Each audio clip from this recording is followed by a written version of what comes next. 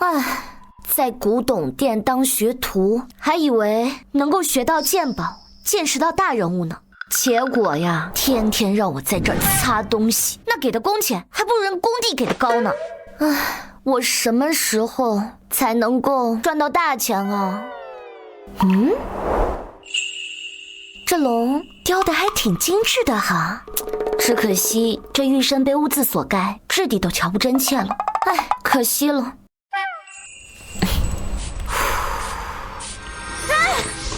这玉衡里怎么有条龙在发光啊？难道刚才是我眼花了？本王被那层污垢封印在玉衡千年，今日终于觅得有缘人助我脱困。小丫头，既然你与本王结下善缘，本王便送你一场造化。此乃透视金筒，从此你将洞悉万物本质，好好利用这份力量吧。我竟然真的能透视了，还能看到古董的价值和真假。我竟然无意中救了一条神龙，神龙还给了我一双透视眼和鉴宝的能力。干什么呢？再偷懒小心我扣你工钱啊！老板在不在？我要卖东西。哦，你好，我就是这古圣斋的老板徐生礼。徐老板，这是我太爷爷传下来的宝贝，您给长长眼，看能卖多少钱？哎，就这东西啊，色彩层次分明，火力太重，一看呀就是假货。这一个给我50块钱，我放店里都嫌碍事。不可能，我太爷爷总不会拿个假货当传家宝吧？原来这瓶中暗藏玄机，宝称扩元大洋，价值50万。老天爷，若是我没有得到透视能力，这古董我不就错过了吗？说了没时间跟你耗，怎么这么烦？老板，我觉得这瓶子有点意思，要不我们低价把它收下来？哎呀，收！苏有安，你才在我古圣斋当了2天学徒，真以为自己懂鉴宝啊？这么一个破烂玩意儿，收了之后砸我古圣斋的招牌吗？好一个古圣斋，你看不上我还不卖呢。李大叔，您别着急啊，这样看着瓶子我还挺喜欢的，您开个价，我自己掏钱把它买下来，如何？至少3000，成交，到账3000元。给你。不是苏有安，你真花3000块钱买了这么一个破烂玩意儿啊？就是啊，这瓶子做旧明显，底足宽厚，明显是一件仿品。小姑娘，你还是太年轻了呀。王会长，您怎么来了？您不是说今天下午来吗？怎么，我王来福还来不得你古圣斋了？哎呦，不敢，您请。这釉里红禅枝牡丹纹玉壶春瓶是民国的呀，用来把玩还是可以的，但是这个价格，姑娘给高了。王会长，您说的对，单看这瓶身的仿古工艺，确实不值这个价。但是妙就妙在，这个宝贝的价值不在于瓶身，而在于这儿。民国时期仿的瓶子，底足宽厚，回音沉闷，莫非它是护宝瓶？对，真正的宝贝就在这厚重的底足里了。这样有点厉害。戳藏针，这确实是战乱时期高人想出的护宝法门。兄弟，这怎么说？我跟你们说呀，在战乱时期，为了保住我国古董不被掠夺，很多收藏家们会聘请能工巧匠，特制这种底足加厚、内部中空的仿品，将真正的宝物放于其中，用来混淆视听。没想到这小小的古圣斋还有能看出此等手法之人。乾隆通宝，宝昌局扩元大洋，铜制斤两，保存完好，堪称极品。没错，如今市面上这等品相的乾隆大洋可是稀罕物。姑娘，我愿花50万购买你手中的铜钱，如果你愿意，我们现在就成交。成交。这怎么可能？50万，整整50万！没想到竟让这丫头片子在我眼皮底下捡了这么天大的漏，绝不能就这么算了。苏有安呐，这瓷瓶可是来我古圣斋卖的，你也是我古圣斋的学徒，那按我的规矩来，你这铜钱呢，应该算我古圣斋的，你不能私自交易啊。徐老板，这瓷瓶是你亲口说不要的，怎么现在看它值钱了，就想把原先的话推下去了？那又如何？既然来了我古圣斋，就得按我古圣斋的规矩来。不过念在你是这铜钱的发现者，我可以给你5万块钱作为赔偿金。徐老板，你这话就不对了。这瓷瓶是你不要才让给苏小姐的，这铜钱也是苏小姐发现的，大伙儿可都看见了。就是都看见了。就是刚才还嫌弃那瓶子，现在这值钱了就来抢，吃相太难看了。徐经理，古玩行最讲究的就是银货两讫，永不后悔。倘若今天你坏了祖师爷立下的规矩，那今后谁还敢跟你徐胜里打交道？苏远，你说呢？别忘了，你可还是我古圣斋的学徒。从现在开始，我不是了。徐胜里，我不干了。好，苏远，你给我等着。这是您的铜钱，刚刚谢谢您。姑娘，我给你转钱。银行卡到账50万元。对了，正式认识一下，我是古玩协会会长王来富，我也经营着一个古董店，名叫聚宝轩。今后姑娘若是寻到什么好物件，我们还得多多联系哈。那我就恭敬不如从命了。这样一来，妈的手术费就算是有着落了。医生，我妈做完手术大概多久才能好？你母亲的手术拖得太久了，后续还需要漫长的恢复。你这手术费是凑齐了，但是后面大概500万的康复费用，难啊。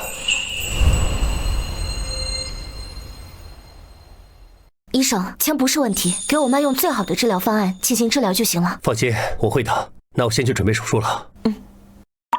妈，爸走得早，是你含辛茹苦把我带大的，你放心，我一定会治好你，带您过上好日子的。妈的手术费总算是凑齐了，但后续还有500万的康复费，是时候用神龙给我的透视能力，在这古董街上好好赚钱了。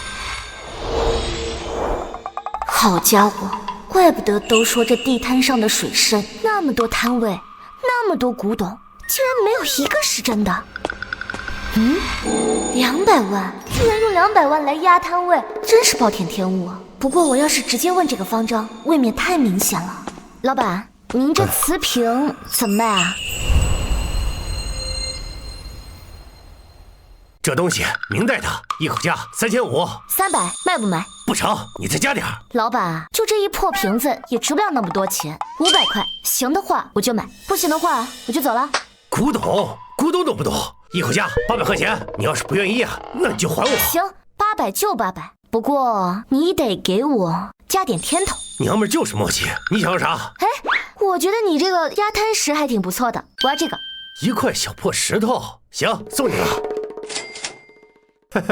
美女，下次再来。合作愉快。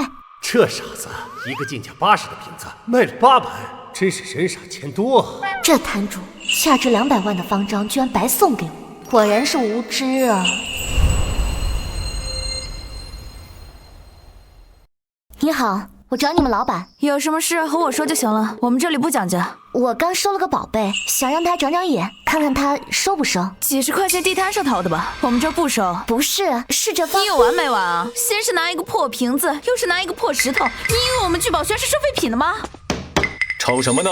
睡个午觉都不让人鼾声。老板，这个顾客拿着几十块钱的地摊会来咱们店里闹事，你可要为我做主啊！苏小姐，你怎么来了？我刚刚还说准备去找你呢。我刚在这地摊上淘了一件宝贝，我想抓紧出手，就找到这个古董店了。没想到是王老板的店，咱们俩真是有缘。以貌取人，你给苏小姐道歉，让我马上收拾东西滚蛋。爷，你别开除我呀！我知道我错了，我不是故意的。我不想说第二遍，抓紧道歉，然后滚蛋。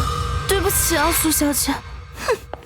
苏小姐，新来的服务员不太懂事，你千万别见怪。你刚刚说有宝贝要买，没事的，王老板，您看看这个，这是清代条黄石素方章，先是护宝瓶，后是这条黄章，有含医院金，真是可以啊。这方章我出200万，你看如何？成交。银行卡到账200万元，王老板大气。瞧这质地温润细腻，是上好的条黄石无疑。更难得的是，这苏工不着一刀，尽得风流，返璞归真呢。想不到苏小姐不光鉴宝目光独到，对石头也是颇有研究。正好，我刚有一朋友从缅国进了一批原石，不知苏小姐可有兴趣？赌石好啊，投入低回报高，再加上我这透视能力，把我妈的手术费给赚回来，岂不是洒洒水的事情？王老板，带路吧。天哪，这市场上的人恐怕比原石都要多了吧？一刀穷一刀富，来的人都觉得自己能赚，最后大多是赔得倾家荡产。这里都是挑剩下的老料不好出力，这样我去找程老板，让他带我们去仓库，你先在这里随便看看。好。这是美女，你眼光不行啊！黄红色沙皮，表面粗糙难骑的石头，出绿的几率几乎为0。把石头还给我。美女，我不是说了吗？这料子不行。这样，你陪我喝杯茶，聊聊天，把我哄开心了，我给你找一块比这好100倍1000倍的料子，如何？不如何？我觉得我选的这块石料还挺好的。给脸不要脸是吧？啊！住手！孟少，好大的火气呀！这位呢，是我今天带来的贵客苏有安苏小姐，不知孟少可否给王某一个面子？行，那就给王会长一个面子。我不跟女人一般见识。行了，苏小姐，别说我不给你机会。等会儿这石头切垮了，你这脸面和钱都得打水漂。王会长，这就是你朋友吧？哦，对，程一山，程老板，曾经赌世界的神话，只不过嘛，现在不赌了，在这街边开了个小店。哎，王会长说笑了，随便玩玩罢了。苏小姐，刚才那位孟涛是闪耀珠宝行的少东家，在赌石上确实有一套，但他此人睚眦必报。你刚刚在这么多人面前下他的面子，以后可要小心了。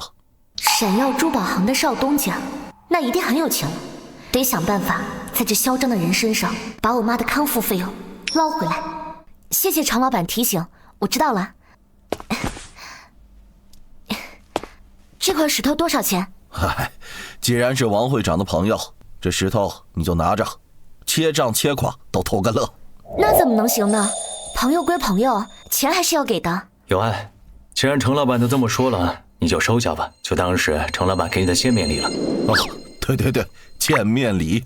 而且这料子都在这儿积压了好几年了，就是你不拿的话，我也会把它给处理掉。不值钱。那程老板，等会儿我切出来绿，你可不要反悔哦。放心吧，苏小姐，请。师傅，从这里切。好嘞，这种料子还想出绿，痴人说梦。是不是痴人说梦？孟少爷，待会儿就知道了。长了，居然是高冰种鸡油黄。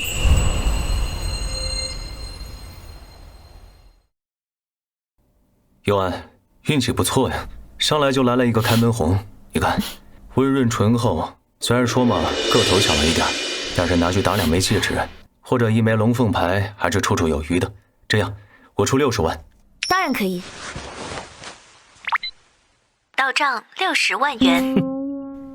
那接下来的话，就去程老板的仓库里再选几块石头吧。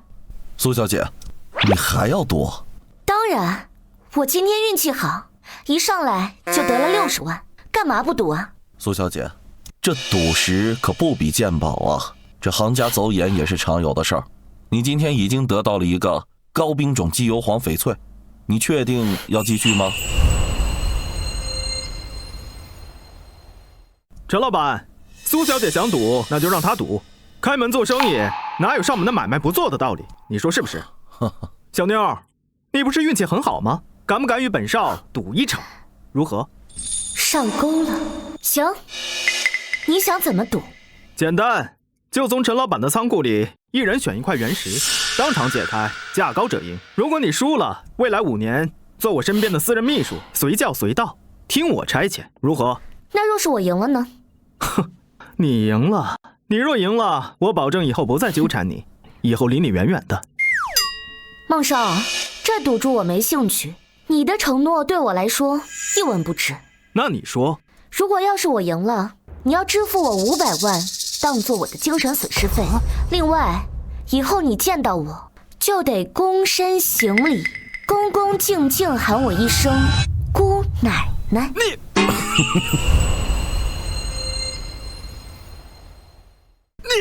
你怎么，孟少爷，你是怕了吗？刚才不还信誓旦旦地说让我当你5年的私人秘书吗？好，苏佑安，一言为定。各位，这里有差不多几百块料子，都是从缅甸新进来的。接下来就是各凭本事的时候了。这原石的品相确实比外面好了很多。佑安，你有把握赢他吗？王会长，你就放心吧。喂，别说我没让你，你先来选吧。一个个的选，要看到什么时候了？一起选吧。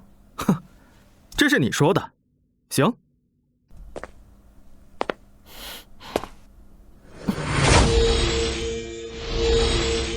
老王，那孟涛虽然脾性差了一些，但说到底还是这闪耀珠宝行的少东家，吃饭的本事还是有的。你找这小姑娘，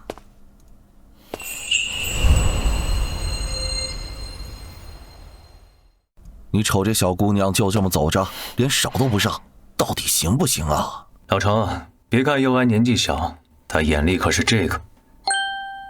既然他让我放心，那你就瞧好办。就他了，我选好了，出个价吧。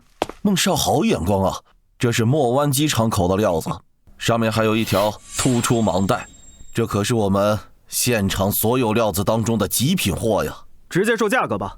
孟少大气，一口价30万。行。一团浓郁的绿色，包裹着一层浅绿色的荧光，这是什么？苏小姐还没选好，要不要我送你一块啊？程老板，我要这块。苏小姐，这赌石可不是玩乐呀，这料子凹凸不平不说，上面还有这么明显的一个狗屎赖，这恐怕得垮呀。程老板，我有把握，就它了。既然苏小姐这么坚持，那我给你个成本价，1万。好。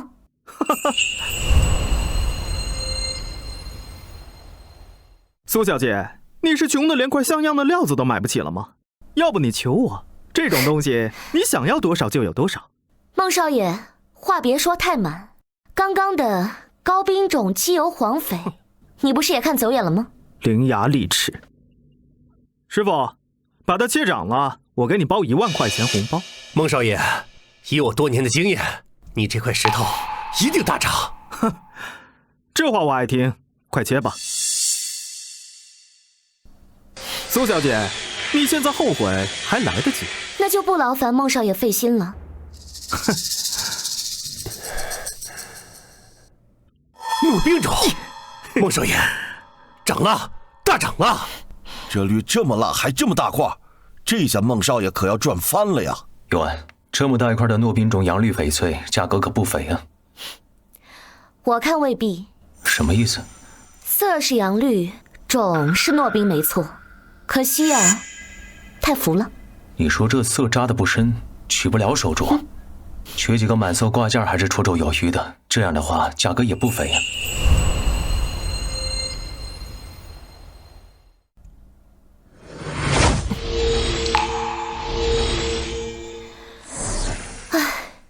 要是我说这绿是假的呢？你是说贴皮绿？苏小姐，这绿色明明白白就在这里，你居然说它是假的！好，我今天就让你输得心服口服。师傅，从这儿再来一刀，给他们看。好。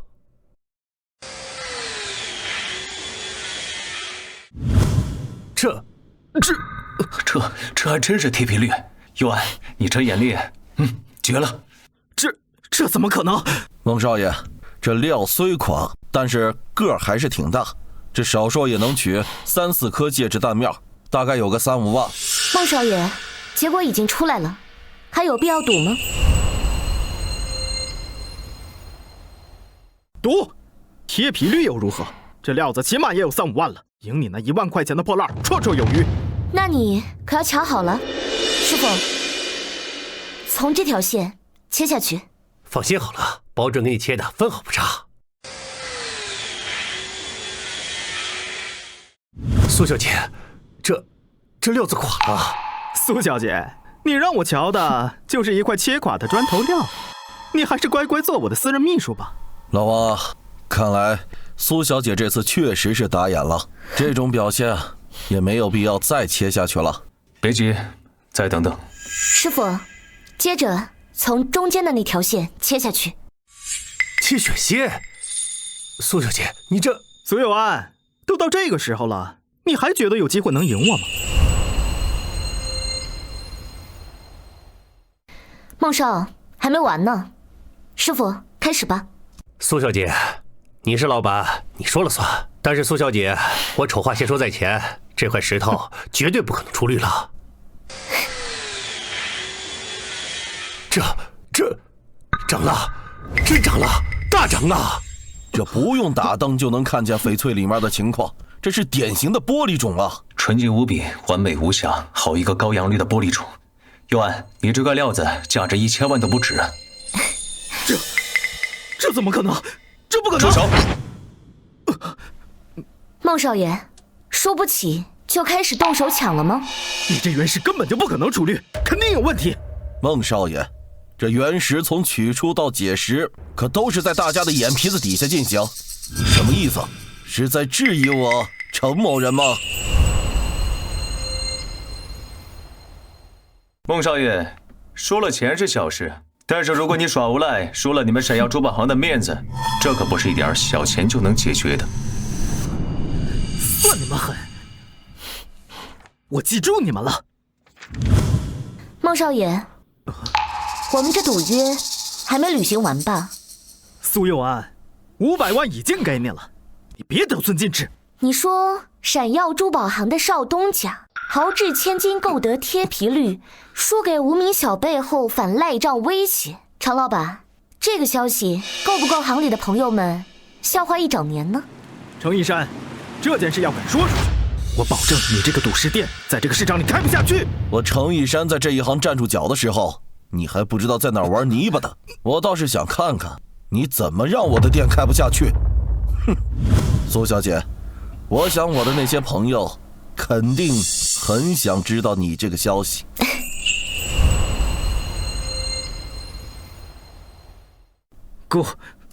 姑奶奶，滚吧！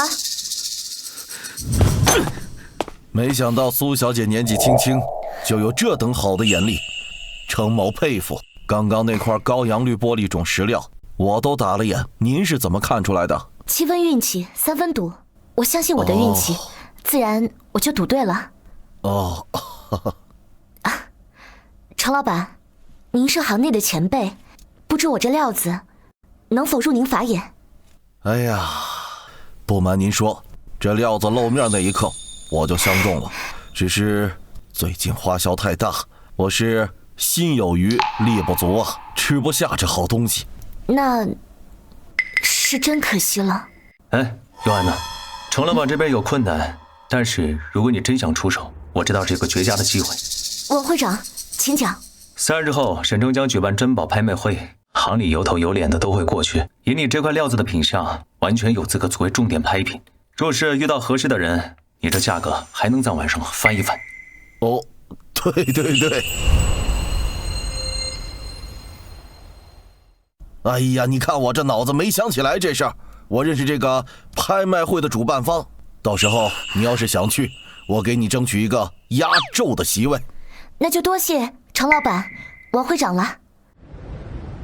苏女士，您母亲的恢复情况比预期的还要好，正好您今天交了后续的康复费用，如果没有意外，不出3个月，您母亲的身体就能恢复到出院的程度。感谢医生，以后我妈就全交给您了。职责所在，这一段时间您只需要让您母亲尽量别动气，注意饮食清淡，多多配合我们的治疗就行。一定一定。是32床韩熙云的家属吗？你已经拖欠医院费用很久了，我是医院孙主任，按规定今天就只能清床了。孙主任，您是不是误会了？我刚交了我妈的后续费用，这是缴费单。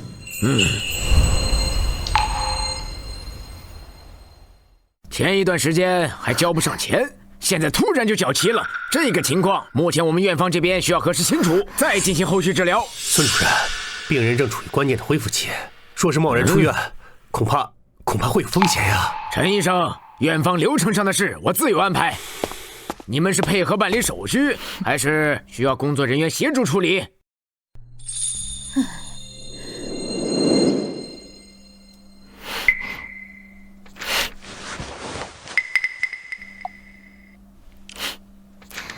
孙主任，我看你今天不像来处理费用，倒像是来为难人的。我手续合规是对医院所有人负责。你家长时间拖欠费用，现在突然缴清，院方谨慎核对也是正常流程。说吧，让你来的人给了你多少钱？还是说什么稀奇的珍宝？我刚从赌石店回来，孟涛还没有时间这么快就精准找到医院，还买通一个主任。看来又是这个徐生理威胁医生来为难我。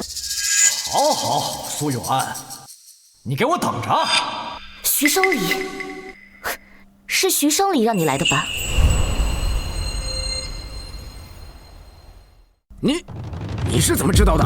孙主任，刚才你说的话我可全部都录下来了。你受坏人逼迫，我不记恨你。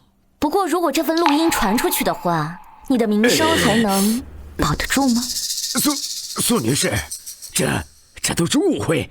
带上你的人，滚！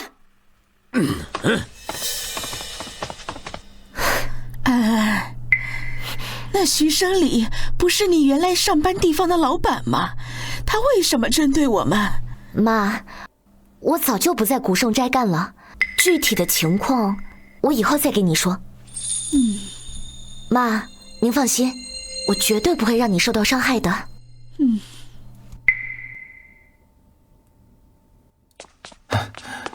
尤安，没事吧？没事儿，主任他们已经走了，我妈的身体状况也稳定了下来。放心吧，我已经打听清楚，孙主任确实受了威胁，不仅解决妥当了。你妈接下来也会被安排进单人病房，接下来无论是设备还是用药，都是用最好的。今天的事情再也不会发生。那就多谢王会长了。举手之劳，不足挂齿。对了，徐生理这事儿你打算怎么办？这个家伙可是狡猾得很，你手里那录音他若是咬死不认，恐怕这事儿也很难办呢。王会长，之前你给我说的那拍卖会，徐生理去不去？去，这么高规格的拍卖会，古玩行有头有脸的几乎都会去。而且我听说这家伙筹备了很多钱，要对拍卖会上的一件元青花下手，并且扬言要拿去当镇店之宝。我记得徐生理在赌石上也是热心的很，不知道他眼力如何？别提了，十赌九输，圈子里都知道他手抽得很。尤安，你不会是想在赌石上给他下套吧？我记得上次孟涛选的那贴皮率，连程老板都打了眼，可见做工是非常的精致啊。我相信那料子程老板仓库里面不止一件。既然徐生理喜欢玩，那就劳烦王会长回去给程老板带个话吧，让他准备一个一模一样的料子放在元青花之前。既然徐生理喜欢玩，那就让他好好玩玩。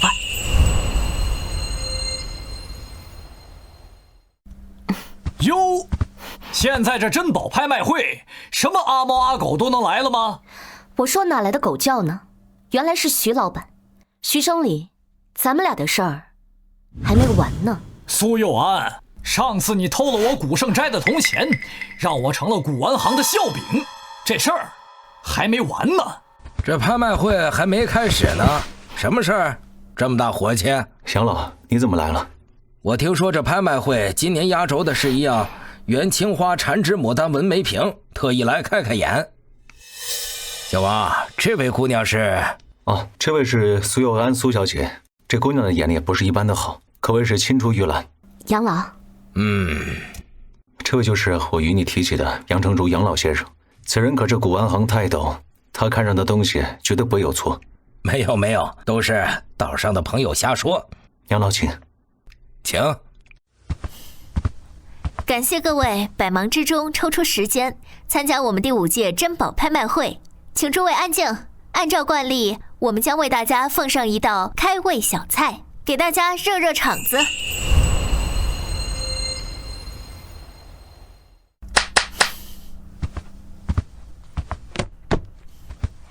诸位上眼，这是一组民国时期文房起居杂物，源于已故华侨陈文龙先生故居，整体拍卖1000元。这珍宝拍卖会真是越来越活回去了，现在连这民国的东西都能上台了。这几样东西卖1000，拍卖会这是想钱想疯了吗？起拍价1000元，有哪位朋友愿意出价吗？罗汉渡水图价值800万元。罗汉渡水图，好东西啊！看来又要便宜我了。1000元。哟，这民国时期的物件，你若是喜欢，等拍卖会结束，我差人给你送去。这东西不值钱的。王会长，我有成算。但是我觉得，小王啊，见物易，见人难，年轻人的路还是要他自己走吧。这位女士出价1000元，还有其他人参与竞拍吗？1000元1次，1000元2次，1000元3次。恭喜这位女士！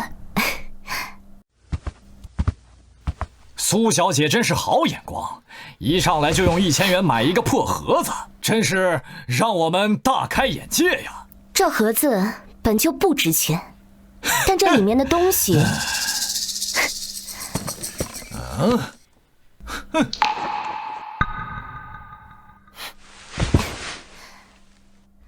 恐怕你把整个古圣斋都卖了，也未必能买得起吧？这难道是失传已久的罗汉渡水图？正是。哦，线条圆润流畅，设色沉稳古雅，这确实是吴斌的罗汉渡水图。苏小姐，好眼光啊！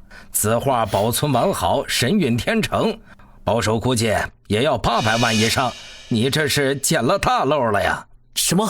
这破木盒里还有这等宝贝？早知道我刚刚就该跟一手。1000块钱捡漏800万，也算是见证历史了吧？杨老，我也只是运气好罢了。古玩这一行，运气也是实力的一部分。杨某今天确实看打眼了。该死的，他运气怎么这么好？上回是乾隆通宝，宝昌局扩元大洋，这一次又是罗汉渡水图，难不成他有透视不成？苏有安，不管是什么，我都不会让你好过。诸位，接下来是拍卖会委托前赌石大拿程义山程先生亲自遴选并开窗的一块翡翠原石。诸位上眼，这紫色浓郁似霞，绿色鲜活如春，这细腻的冰种质地更是让双色的交融浑然天成，才形成了今天这罕见的春带彩冰种翡翠。我的天，这窗口，这颜色，这水头，程一山不愧是程一山，这简直是送钱啊！50万起拍，光这窗口就能取2个满色界面了。这里面要是能吃满颜色，不敢想啊！就是他了，程一山看中的料子，又是这等极品表现。只要拿下他，不仅能大赚一笔，还能挽回我刚才丢尽的脸面。不惜一切代价，一定要拿下他。起拍价50万元，现在开始。55万，60万，65万。杨老，您为何摇头？赌石我不懂，但我知道这块料子肯定有问题。杨老，在场的各位都说这是稳赚不赔的买卖，杨老，您何出此言？程一山在赌石界多少年了，根本就不差钱。像这种开了窗的料子，稳赚不赔的买卖，他为何不自己去解释？何必拿到拍卖会来拍卖呢？杨老，晚辈受教了。赌石、古玩都一样，最忌讳的就是被表象迷惑，妄下结论。可惜这些人都被贪欲蒙蔽了双眼，今天有人要倒霉喽。80万元一次，还有人跟价吗？我出120万。150万。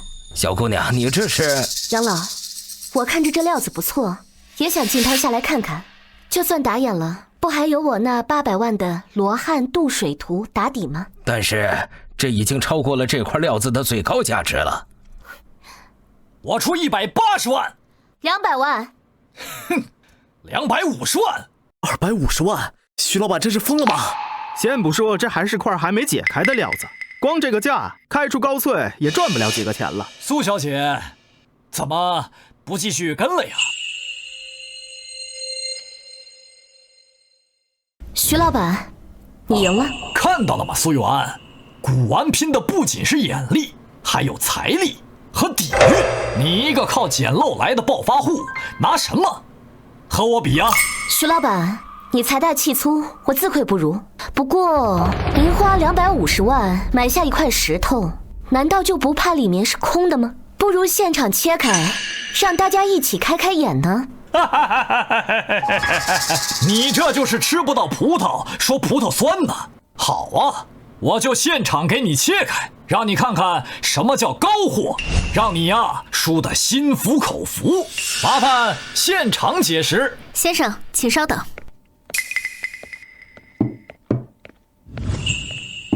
师傅，从这里切下去。好。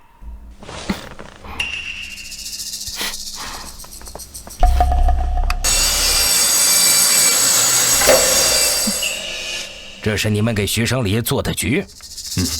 养老慧眼，幽安这招请君入宫用得如何？这丫头眼光毒辣，心思沉稳，就是做事很辣了些。哎，杨老，你不知道之前徐生礼给幽安做了一个局，把幽安和他妈往死里逼，这才有了今天这一出。哦，那这倒是徐生礼咎由自取了。垮了，是贴皮率，这最多值3万块钱。贴皮率，这真淬严丝合缝嵌进去，难怪都打了眼。250万买了块贴着张皮的砖头料，徐老板这回真是赔到姥姥家了。不可能，这怎么可能？哦，我知道了，你早就知道对不对？所以你才故意激怒我，然后哄抬物价，这是你给我设的局，对不对？对，就是我。徐生礼，当初你派人把我那病重的妈赶出医院的时候，就没有想过今天吗？你这是什么意思？我听不懂你说什么。要不要我把录音拿出来，现在放给大家听听？徐老板、苏女士，今日大家齐聚拍卖行，都是为了珍宝而来的，打眼也是常有的事，不至于因着这事彼此伤了和气，不是？说得好，杨老请坐。坐吧。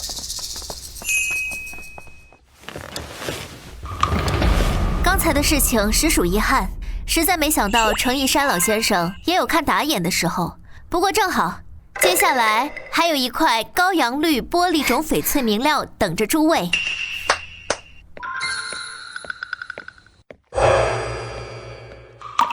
诸位上眼，经过刚刚的插曲，专家团队已经对这块料子反反复复进行了查验，保证这块料子绝无拼接填补的痕迹。您瞧这品相，纯净无瑕，阳正浓艳，无论是收藏保值还是送礼售卖，都是稳赚不赔的选择。起拍价800万，请各位放心出价。1000万，1500万，2000万。哎，幽安，看来你这块高阳绿的玻璃种料子又能让你大赚一笔了。王会长真是过奖了，都是因为大家捧场。哎，那也得是你料子好呀。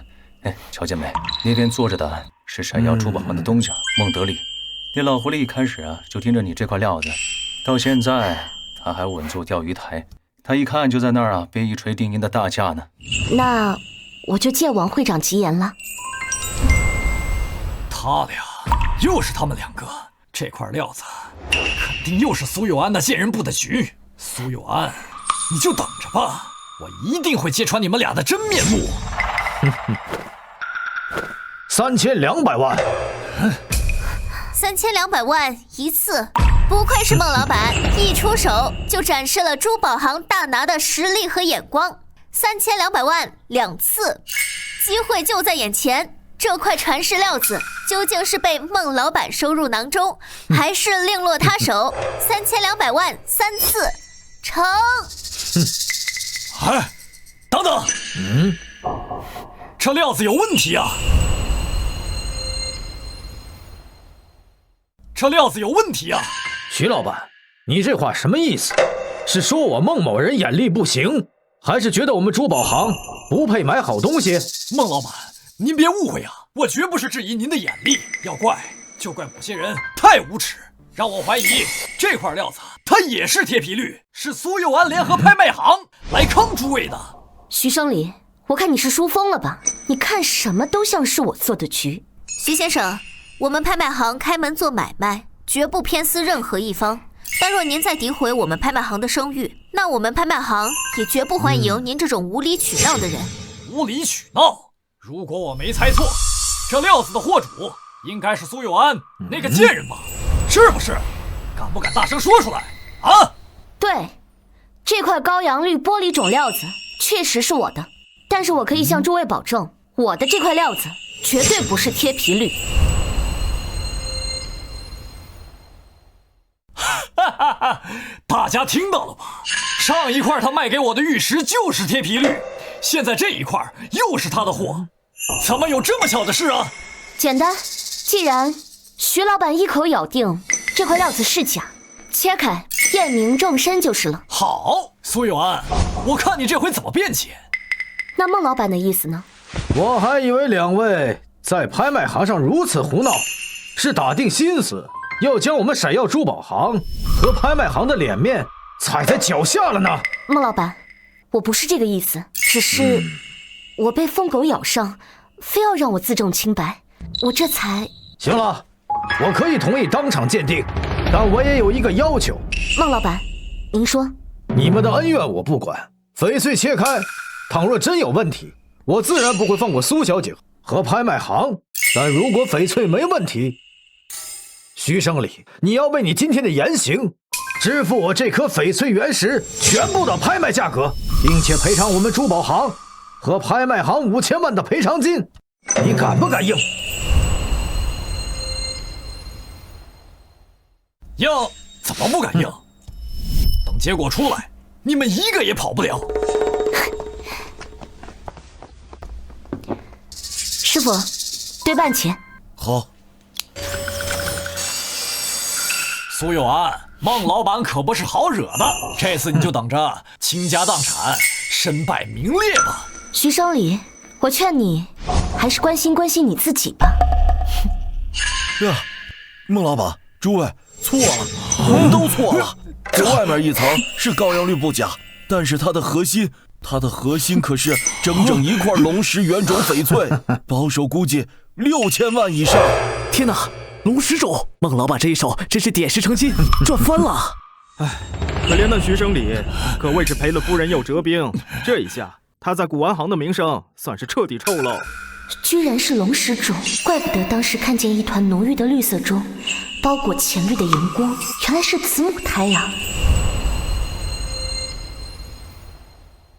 这假的，都是假的！苏佑安运气怎么可能这么好？徐生礼，还要感谢你送我这么好的料子，准备好你共计8200万的赔偿金了吗？孟老板，求您高抬贵手，您再宽限我1个月，不，半个月，我一定。10天多1分钟，我让你古圣斋从此消失。既然你不仁，那就别怪我不义。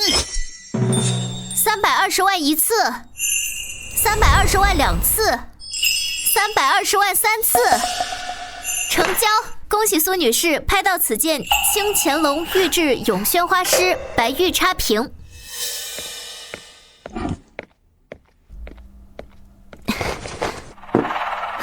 恭喜啊，佑安！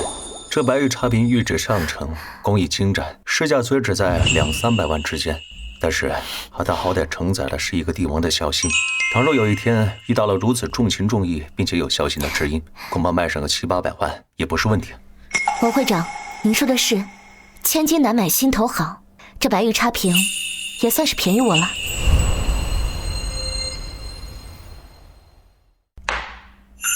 开胃小菜到此为止，是时候让我们今天的压轴重磅重器登场，大家拭目以待。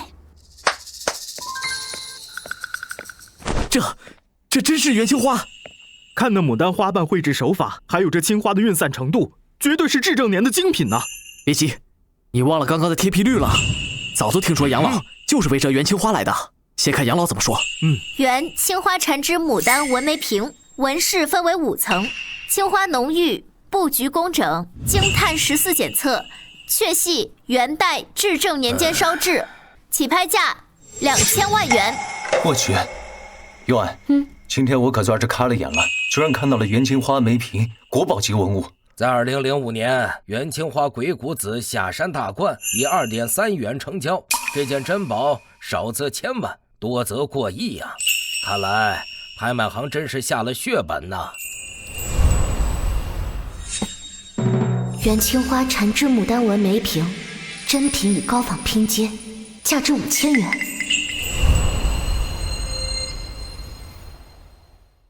这眉瓶器型经典，青花发色，亦是经典的苏青麻绿，而且还通过了碳14检测，有什么好犹豫的？可得了吧，你前几个不都看走眼了？就是，孟老板的钱你现在还没还吧？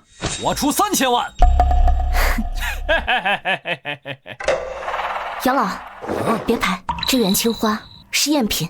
杨老爷子还没说话，他就敢说这是赝品？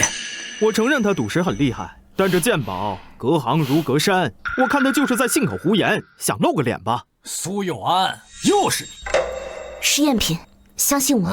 就凭你，就仗着自己几分简陋的能耐，真把自己当鉴宝大师了？真品赝品都不是一家说了算，更别说接连几次都看走眼的人。你的话能有多少的参考价值呢？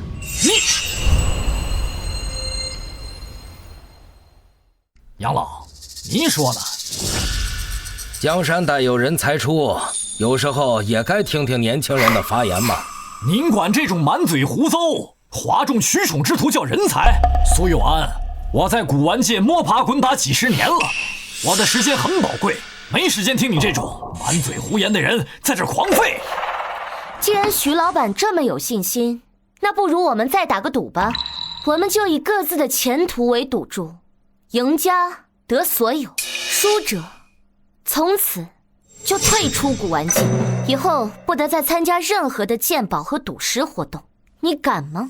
苏有安，我承认你赌石确实厉害，但在古玩鉴宝方面，你之前不过是我古圣斋的一个小小学徒。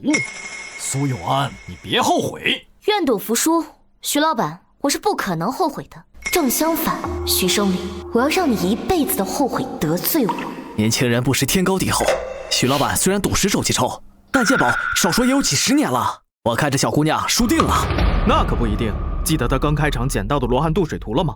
听说之前还捡了过价值不菲的乾隆通宝呢。运气罢了，古玩不比赌石，拼的是经验和资历。杨老和机器检测的结果都没问题，我看他这运气也该完喽。本拍卖行历来秉持去伪存真、诚信为本的宗旨，真实声誉胜过一切。既然诸位对拍品有不同见解，那我们自然是尊重的，也欢迎在合理的范围内进行专业的探查与查验。苏小姐，请吧。元青花缠枝牡丹纹眉瓶本就该构图严谨，层次分明，可是你难道没看出来，这眉瓶的纹样层级稍显凌乱，像是在刻意模仿？那又怎样？本来工匠的技艺都参差不齐，若是所有的眉瓶都结构严苛，那不就是赝品了？是，它可以归结于工匠的工艺，但是你可还记得元代烧瓷用的是什么土吗？自然是麻仓土。麻仓土的特点是白而不细，烧出来的瓷器自有鼓包现象。但你看，此瓶肩部光滑如镜，且毫无鼓包踪影，胎质更是细腻均匀，这分明就是现代高岭土才有的特征。仅此一点，便可断定这尊元青花缠枝牡丹纹眉瓶绝非元代所出。那苏有安，这元青花底部细小的鼓包怎么解释？难不成也是所谓的高岭土？这就是我要解答的第二个问题了。相信大家都有一个疑惑，既然你说这元青花是仿品，机器检测不出来吗？机器自然是有机器的弊端，元青花过于贵重，不可能将瓶子打碎整体检测。他们通常使用的办法就是从底足刮下去一些胎土来进行检测。那如果有人在真正的元青花底座上补上一个高仿品呢？所以我想，那所谓的层次凌乱现象，就是接底之后带来的后遗症。没想到这小姑娘赌石厉害，鉴宝也这么厉害，机器只能检测到年代，不能检测工艺。看这元青花确实有问题。可刚刚杨老不是也倾向于元青花是真品吗？杨老可是从来没在这古玩界打过眼呢。苏有安，简直一派胡言！刚刚要不是你杨老已经举牌了，你是在质疑杨老吗？古玩这一行业，没有任何一个人敢说自己不会看打眼的。徐老板这话实在令人发笑，还是不说为好。黄口小儿，我确定这元青花缠枝牡丹纹眉瓶是赝品。麻烦请将这元青花的上半部分送去检测，如有错漏，拍卖会一应损失都记录在我账上。既然杨老板发话了，那自然是要给您面子。丫头啊，这种隐蔽的阶底极为隐秘，没想到也逃不过你的眼，真是长江后浪推前浪啊！杨老过奖了，我只不过就是站在前人的经验上多想了一步而已。达者为先，这没有什么不好承认的。今天能遇见，实属缘分。你这个朋友我交了，以后你在古玩界遇到什么事儿，尽管说一声，我定当尽全力帮忙。杨老，有您这句话，我就放心了。请坐。经技术手段检测，本次拍卖品元青花缠枝牡丹纹眉瓶上半部分确属现代仿品。经拍卖会研究决定，此拍品元青花缠枝牡丹纹眉瓶撤拍。仿的？怎么可能？怎么可能是仿的？你们拍卖行是干什么吃的？真的假的都看不出来吗？到了现在才告诉我是假的。这位先生，没看出来这元青花是假的，是我们的责任。我们拍卖行已经承诺在座所有的人3年的 VIP 待遇，倒是您一而再再而三的扰乱拍卖秩序，您莫非以为我们拍卖行是吃素的不成？保安。徐老板，你别在这里耍横了，既然结果已经出来了，是你该履行赌约的时候了。苏有安，我们俩没完。好，我等着你。经此一事，徐生礼应该彻底起不来了，是时候筹划我自己的古董店了。你这丫头呀，无事不登三宝殿。说着吧，今儿来我这小店有何贵干的？王会长，承蒙您的照顾，我妈的身体啊大有好转，我那翡翠也卖出了3200万的高价。我思前想后，还是想拥有一家属于自己的店。好啊，我呢其实早就看出你不是池中之物，以你的眼力和魄力，想自己开店那是迟早的事。不过嘛，有安呢，这开古董店它不像是摆地摊，光有钱和眼力还是远远不够。这一行呀，讲究的是家学传承、名正言顺。王会长，什么意思啊？其实官方那边的资格评定并不难，难的是协会这边，你至少需要3位内部核心成员联名担保，才能在这个圈子有立足之地，你的店才能在这个圈子里立住招牌，不然的话恐怕是寸步难行。那王会长的意思是？这一点嘛，我和程一山可以为你签字作保，但是我和他毕竟一个身为协会会长，一个呢已经退隐古玩界，所以啊，你还需要一个身份极其重要的人物帮助你，才可以镇住圈子里的闲言碎语。你是说杨成儒杨老先生？上次拍卖会结束后，杨老可是对你赞赏有加呀。谢谢王会长，我这就去找杨老先生。哎，急什么呀？毛毛躁躁，坐。还有一个好消息没跟你说。什么好消息啊？徐生礼他完了。什么意思啊？上回拍卖会他不光在赌石上惨败，还在元青花上与你打赌，现在啊可以说是名声彻底臭了。现在他还不上孟老板的钱，资金链断裂，再加上拍卖行的打压，迫不得已狗急跳墙，只能将他的古圣斋连同里面的存货全部打包，挂在行业内部论坛上进行出售。看来这回他是彻底退出古玩界了。古圣斋？对，那古圣斋你也知道，是传下来的老建筑，而且呢，它的地段是咱古玩街的黄金位置，里面装修货架都是现成的。更何况我跟你说，里面库存的古董还有200多件，这怎么算算都比你从头开始更划算的多呀。王会长，感谢你的指点，我这就去找杨老先生，争取他的支持。开店呢，年轻人有冲劲儿是件好事儿。是的，晚辈深知自己资历尚浅，但是我真心的想在这一行干下去，还希望杨老能够给晚辈一个机会。给你担保，不过是我一句话的事儿，先不着急。比起这个，我儿子前几天送我了一幅画，你给长长眼。清朝王徽秋山访友图，真品，纸本设色，估价20万元。明朝的象园变剑藏印，真品。这画还有东西，明朝唐寅松溪关铺图，真品。绢本设色，估价值2000万元。好一个画中画！杨老，你怎么看？我觉得这幅画是真的，也是假的。看来我们所见略同。什么真的假的？说什么呢？王会长，您看这画作上有没有什么不和谐之处？这张是明朝的，是香园匾的墨林密玩印，印色、篆法都没问题，是个上等的老东西。只是这画轴和画风明显是清朝的呀。一个明朝的收藏家怎么可能会收藏清朝的画作呢？那只有一种解释，这个章是现代人后盖上去的。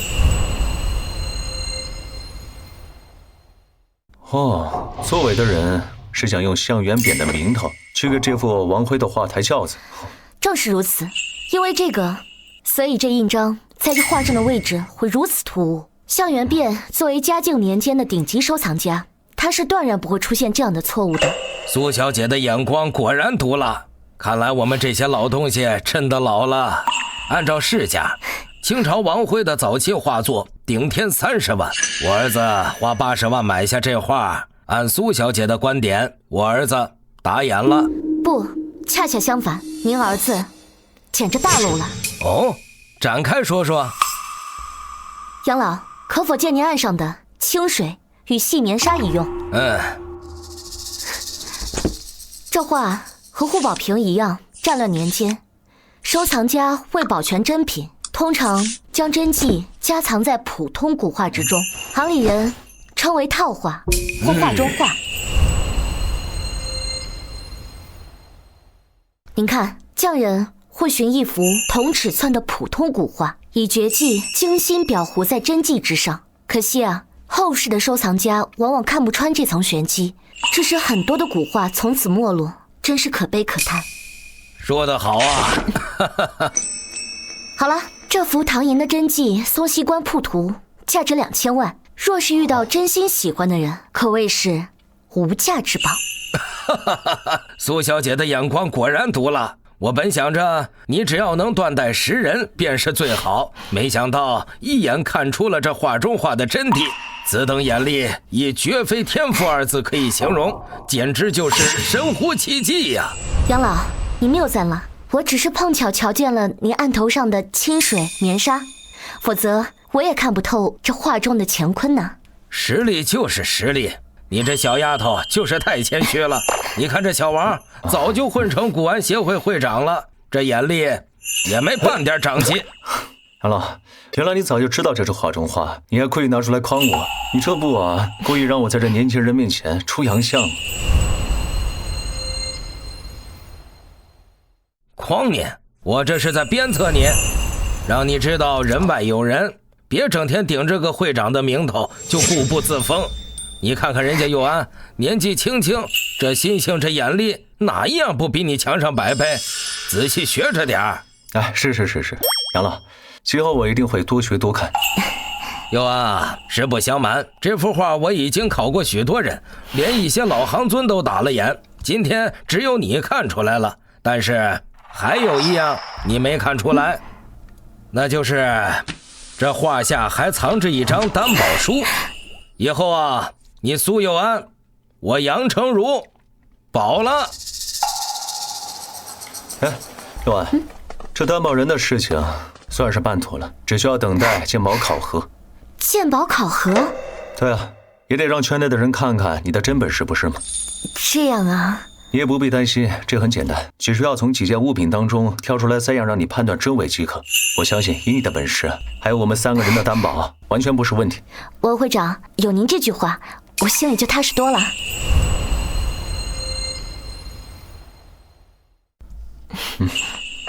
走过路过，千万不要错过正儿八经的官窑瓷器，假一赔10。来，美女，新到的战国玉璧，上面还带着土心呢。想要的话，30块钱拿去。来，不用了，不好意思啊。还记得上次来这条街的时候，还是我当时在古圣斋当擦拭的小学徒呢。可不是嘛，我还记得，就是我从古圣斋收了你的乾隆大洋，结果没过几天呢，你又给我送来了田黄素方章。说到这田黄素方章嘛，我突然记起来，你就是在这条街上捡漏的吧？哎，你快帮我看看还有没有。赝品，全都是赝品，没真东西。唉，王会长，您说笑了，哪有天天捡漏的好事儿？还是和以前一样，没有一样真东西。也是，这才正常。哎，说来也奇怪啊，我们这刚走到古玩街的中段，这条街的商铺还有摊位怎么断了呀？看来自从上次拍卖会之后，徐生里的生意好像清静了不少啊。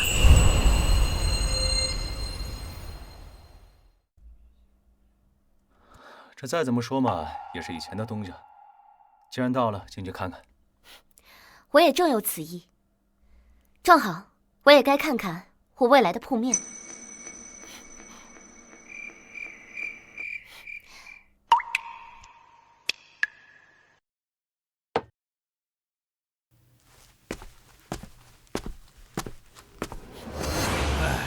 欢迎光临啊！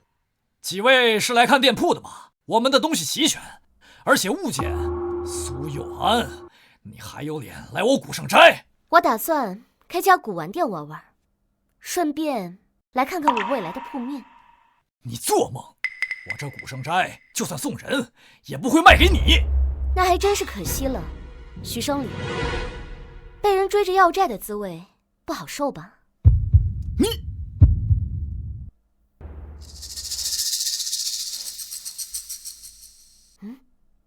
那上面是什么？金丝楠木。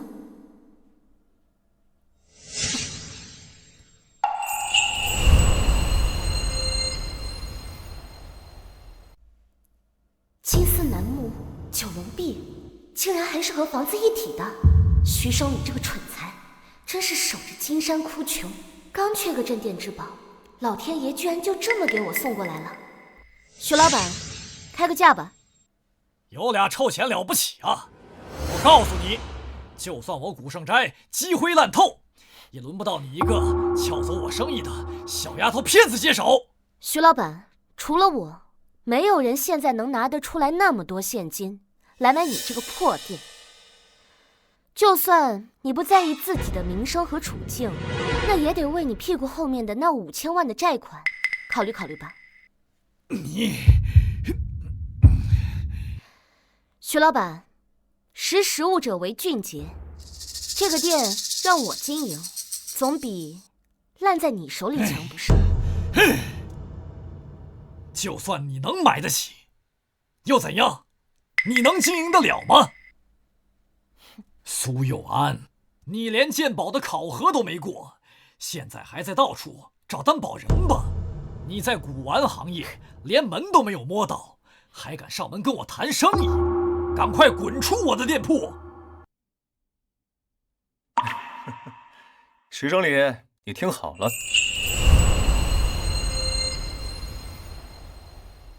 徐经理，3日之后呢，尤安就会参加鉴宝大会的考核，担保人就是我程一山以及杨成儒杨老先生。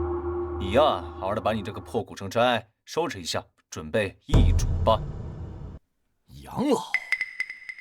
杨老已经10多年没给人做过担保了，现在怎么会？你不知道的事情还多着呢。王会长，我们走吧。相信用不了多久，徐老板就会亲自上门来求着我，买下他这个古圣斋的。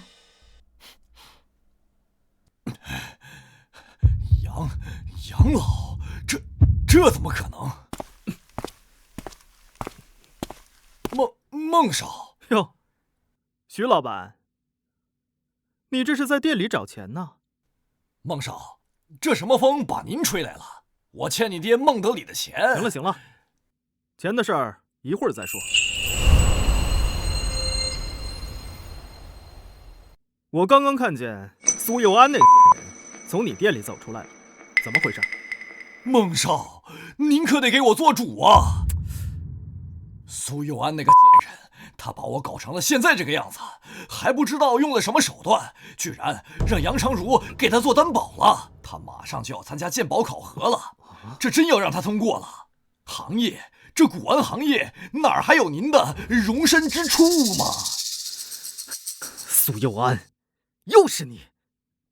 徐生礼，你在这个行业这么多年，应该认识不少相熟的朋友吧？我自幼便在古圣斋跟着我师傅，在这古玩界也算有几分薄面。那就好办。这里是200万，你拿着，去给苏佑安考核的评委，剩下的钱就当你的跑腿费。好，这件事办好了，少不了你的好处。就算是让我爹把你的账给平了，也不是不行。孟少，你显然就是我的再生父母啊！我愿为您织草衔环。但若是这件事搞砸了，我保证，让你在这个行业里，还有各行各业都活不下去。您放心。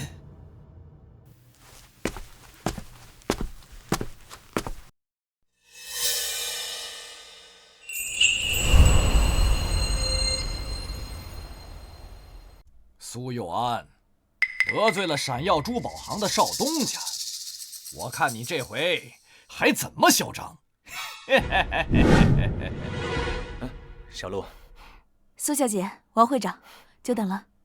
经过组委会讨论决定，将本次的考核内容进行调整。调整？之前不都是官博3件器物辨别真伪即可吗？3位评委各提供1件器物，需要苏小姐蒙眼进入考核室，仅凭触觉、嗅觉、掂重等方式来判断其名称、年代、真伪。蒙眼鉴宝，封掉视觉，只凭触感、嗅觉、掂重等方式进行鉴宝，这通常是老行家关乎前程的生死战上才会用到的手段。没想到现在却给我一个小角色用上了，看来这古玩协会里面有人铁了心不想让我过关啊！胡闹！让一个刚入行的新人进行蒙眼鉴宝，这规谁定的？王会长，行里人都知道苏小姐眼力绝佳，不用上手就能判断其真伪。组委会也是本着全面考察、精益求精的宗旨，觉得传统的鉴宝方式不能够体现苏小姐的水平，这才……王会长，您理解一下，这特殊情况还需要特殊对待啊！呸！简直是无稽之谈！知不知道您可是咱们古玩行业的最重要的东西？你们现在，哎，佑安，王会长，既然评委们都说了，那我接着便是。佑安，你没看出来吗？他们分明就是在故意刁难我们。这蒙眼鉴宝极其凶险，那些老人都不敢轻易尝试，更何况之前也没有听说过这蒙眼鉴宝的考核。这今天突然改动，不知道有什么说法，其实有蹊跷。那我这算不算是创造奇迹了？你这丫头说什么说了还嬉皮笑脸的。这古玩行业不比其他的，今天这担保人还有我，就是给你排名次、排座次。要是在这上面栽了，今后谁还愿意把宝贝交给你去长眼呢？我明白了，王会长，谢谢。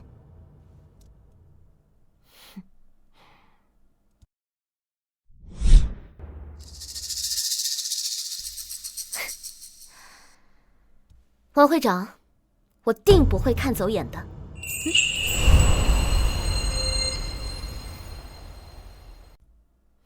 佑安，我看这主考官怎么是这个进京一派的孙子？徐生礼真是贼心不死呀！这蒙眼鉴宝，八成也是他弄出来的玩意儿吧？晚辈苏佑安见过各位评审老师。既然来了，规矩都清楚吧？晚辈自然是知道的，但是我有一点不明白。徐生礼在上次的拍卖会上说过了，已经退出了古玩界，为什么会出现在这次考核当中呢？主考官，我想知道他是以什么身份列席在位？苏小姐见外了。我虽已退出了古玩行业，但好歹也是你的老东家，对你的本事呀，也是有些了解的。而且，这蒙眼鉴宝可是协会考验新人的头一遭，自然怕是有人以权谋私，所以破例邀请我来作为特约监督员。怎么，苏小姐是觉得我徐某人不配监督你这个新人吗？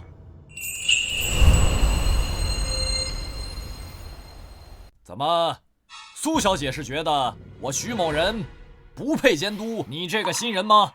好一个以权谋私啊！赵长河，你什么意思？我是位担保人，按规矩已经退礼让贤，他徐生礼算个什么东西？一个臭名昭著、被行业开除的败类，有什么资格去当这个评审员？王会长稍安勿躁，您想，正因为徐老板已经退出了古玩行业，没了利益牵扯，才是目前监督员的最佳人选，不是？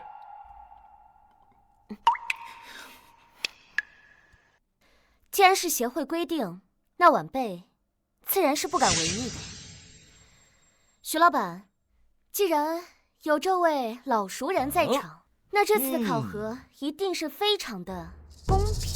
一个见钱眼开的主考，一个血海深仇的监督，好，很好，我倒要看看你们这场双簧能唱到几时。既然都没问题，那就开始吧。小陆，给苏小姐上蒙眼部。苏小姐得罪了。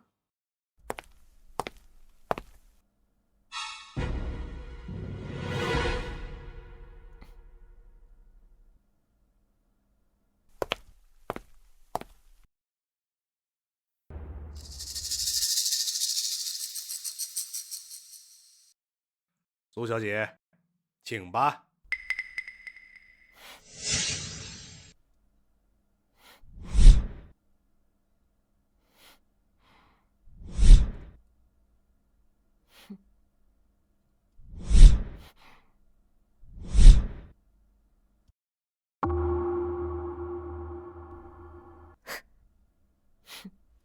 为了把我踩下去，居然不惜毁掉一个价值300万的商代重器，好大的手笔！苏小姐，这蒙眼鉴宝拼的是真本事，你这光坐着发呆可不行啊！赵主考，您得理解呀，有些人他就是平时看得多，但真上手摸呀，那就可不行了。嘿嘿嘿嘿嘿嘿。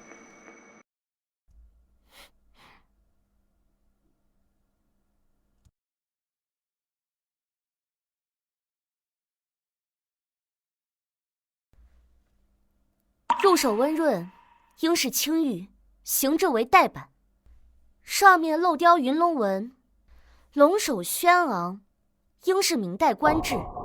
此为明代青玉镂雕云龙纹带板，真品，对否？完全正确，苏小姐，恭喜您。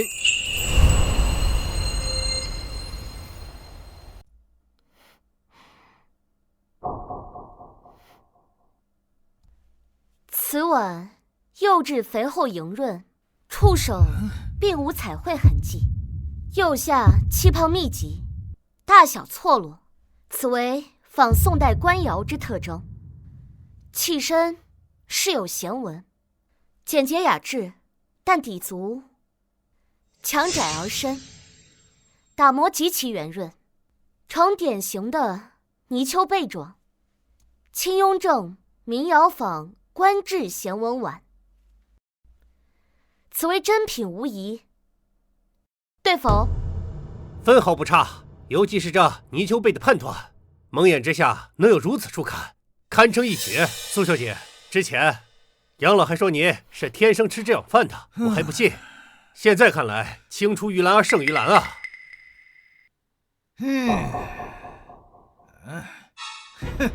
苏小姐，这最后一件若是答对，以后您就是古玩协会里正式认可的行家了。请。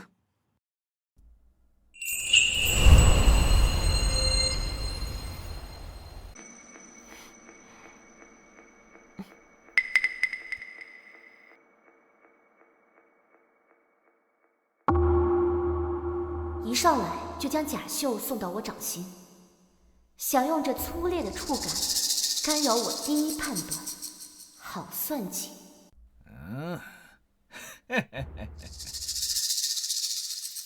苏小姐，这青铜重器可不是一般物件，你若感觉难以判断，不丢人。毕竟即使杨老在古玩上毫无遗漏，但这人也难免有看打眼的时候嘛。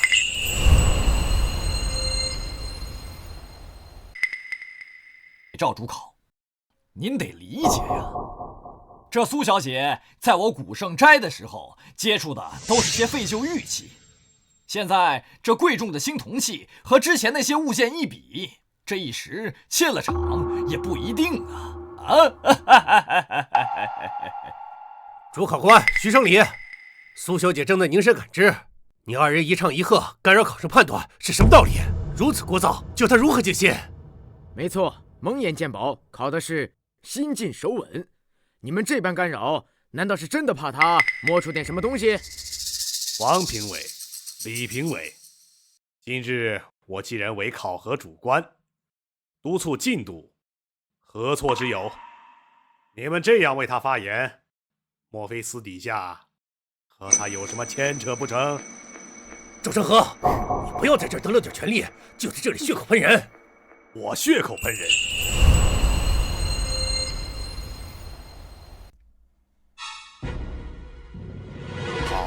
好啊，我算是看出来了。王评委、李评委，还有王会长，你们如此步调一致，维护一个刚入行的新人，恐怕私底下你们早就串通好了吧？诸位，不必再争了。此青铜器的奥秘，我知道了。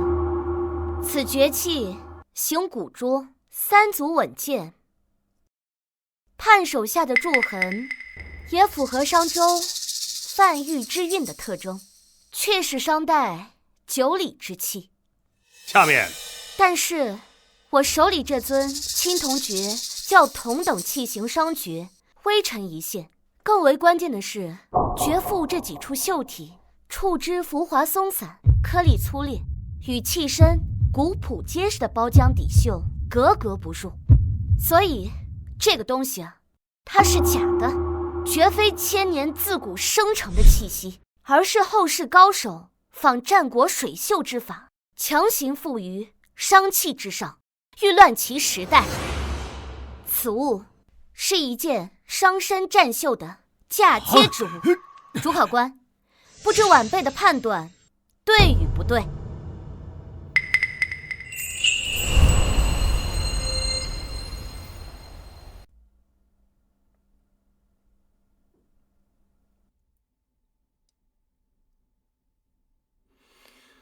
好啊，赵长河，你好大的胆子啊！竟敢拿考核当儿戏，用这么卑劣的手段害人，还有什么可说的？我胡闹！你胡说八道！蒙着眼啊，怎么可能连绣的层次都分辨出来？啊！要我说，分明是有人帮你作弊，或者你这蒙眼部有问题。你根本就能看得见。对，徐监督员说的对，苏有安，你的表现太过匪夷所思，我有理由怀疑你作弊。徐生礼，赵考官，这布是你们给我准备的，现在怎么又出问题了呢？我说有问题，就有问题。我要求你必须立刻更换新的蒙眼布，重测，并且你由我亲自检查后给你佩戴。姓赵的，你要知着强词夺理啊！拿着考核当儿戏呢，是不是？还得说换就换。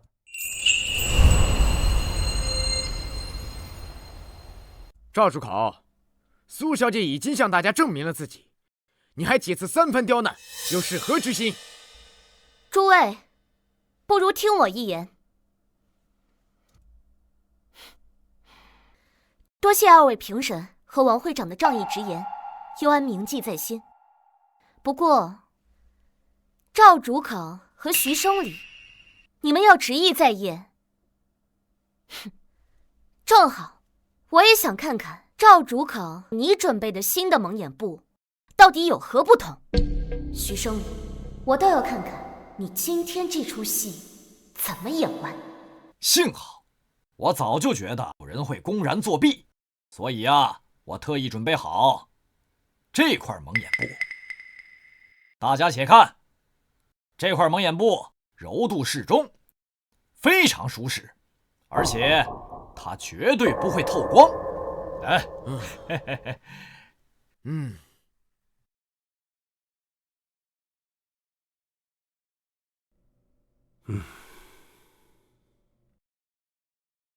王会长，请您给他戴上。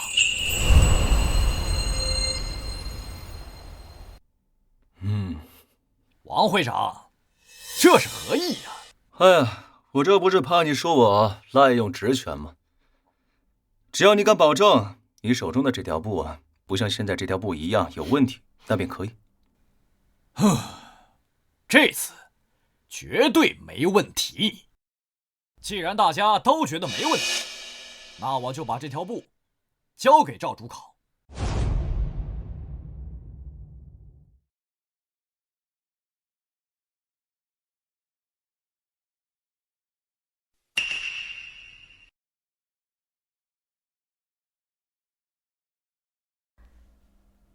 他们这是又在干什么呀？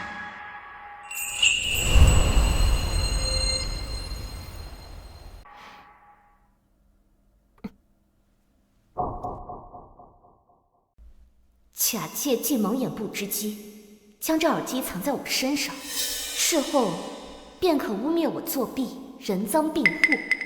徐生礼，你也就只剩这点见不得光的手段了。不过，如果我猜的没错的话，徐生礼那边应该还有一个耳机，是要放在王会长或者是其他评审身上的，到底在哪呢？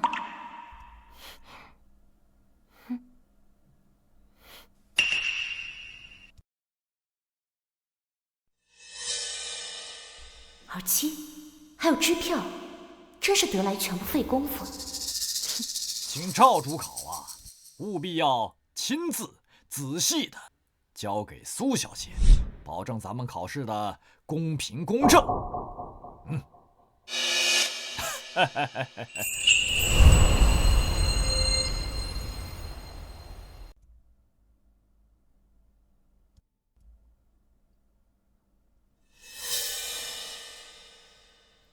苏小姐得罪了。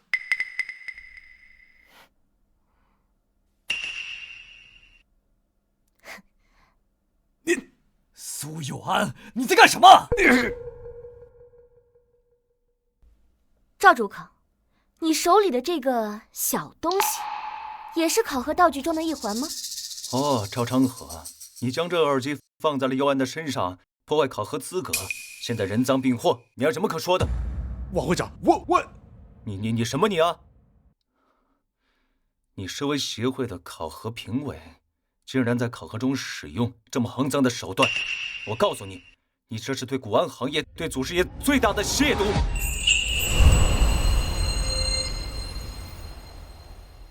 行了，我现在呢，以古玩协会会长的身份，宣布你被除名了，并且永久除名。同时，我会向行内所有的人士发布封杀令，任何店铺古玩行业不得再跟你有任何来往。我要让你在古玩行业再无立足之地。就该这么办。今日若轻饶了他，明日我古玩行的信誉何在？我也同意王会长的决定。王会长，不是我，不要封杀我，我也是被逼的。是他，都是徐生礼指使我的。不调和耳机，也是他准备的。他说，只要我不让苏有安通过考核，他就给我100万。这一切都是他策划的。赵昌河，你血口喷人呢！分明是他想以权谋私，这和我没关系啊！徐老板，你们想用一个耳机来污蔑我作弊，那得是一个发送，一个接收啊！我看赵主考手里的这个耳机，应该是个接收端，那发送端，想必应该在某个人身上吧。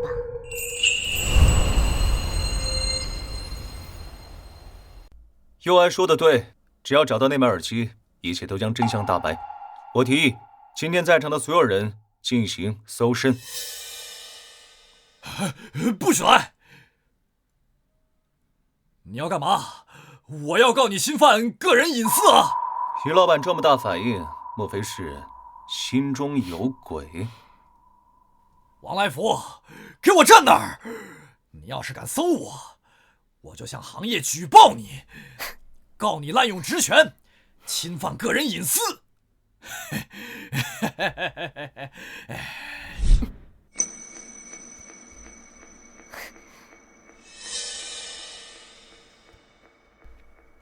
王会长，不用跟他废话了，另一个耳机就在徐生礼的口袋里。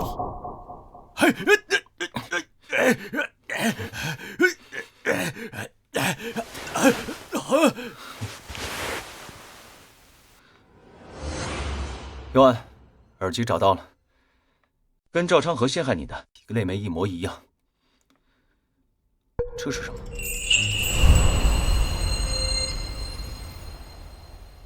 这是什么？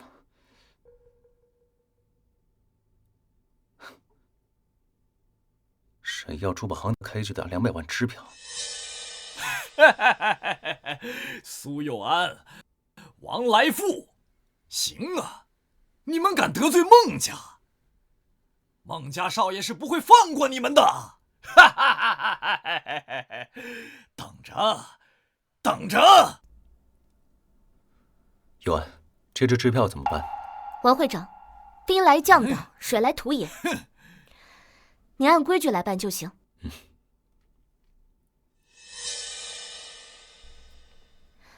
那孟少爷送的这份开业贺礼，我就收下了。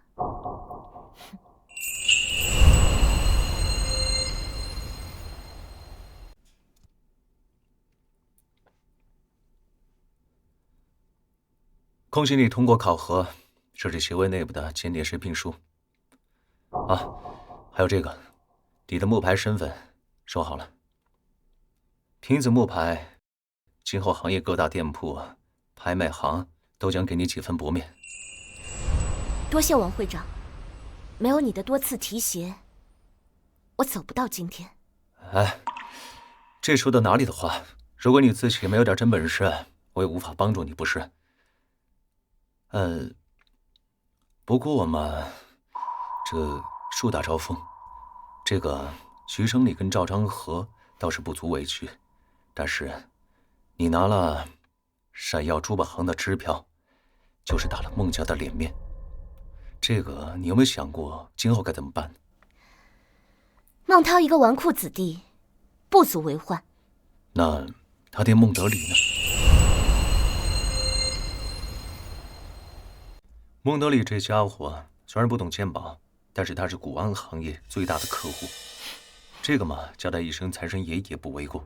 你把他得罪了，今后有再好的眼力，没人买你的货，这不还是寸步难行吗？王会长，此言差矣。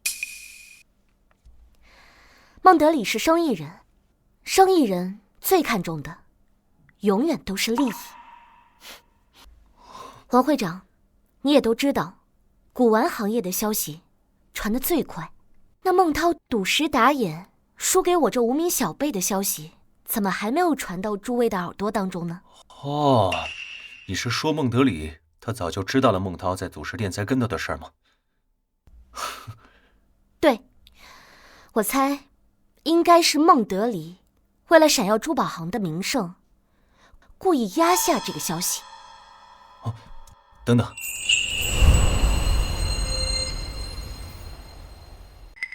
所以他在拍卖会上提出这个看似合理，实际对这个徐生礼丝毫没有利的消息，是他知道你会赢，故意在你面前立威。对，这稳赚不赔的买卖，孟德里当然不会错过。怪不得当初拍卖会上，徐生礼质疑你的翡翠原石，差点叫了保安。而面对你的质疑，他们却愿意配合检测。当时啊，我还觉得是他们拍卖会深明大义。现在看来啊，这未必不是孟德里这个最大客户的影响。哼，哎，这个老东西。所以，我们不需要对抗孟家这棵大树，我们只需要找准一个合适的时机，把孟涛一件件的丑闻都发扬出去，让孟涛成为孟德里不得不修剪的那棵枯枝烂叶。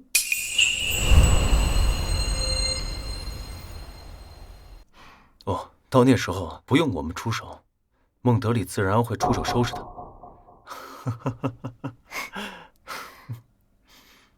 正是如此。高，实在是高。尤安，你在这方面的心思比你的眼力可更厉害呀。王会长过奖了。哦，这样，老程人脉广，现在我就联系老程，让他把孟涛的种种丑事全部都宣传出去。那就有劳王会长和程老板了。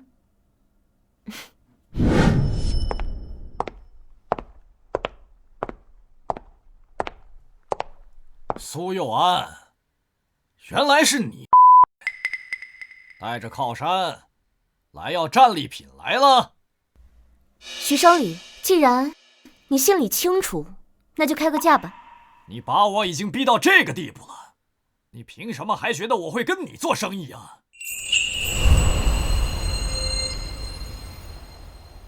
池经理啊，我跟你说吧，佑安呢，可是真的在求你。你想想，如果你不卖这店，你还能坚持多久啊？是不是？看清楚了，这店我已经抵给孟老板了。苏佑安，这古圣斋，就算我便宜了孟老板，我也不会让你得偿所愿。有本事就去闪耀珠宝行找孟老板去要去啊！以为将店抵押给了孟德里就能断了我的念想，自寻死路。本来还以为会拉扯一番，没想到这倒是便宜了我。徐生礼，你还真是一如既往的愚蠢。王会长，看来咱们得换个地方谈这笔生意了。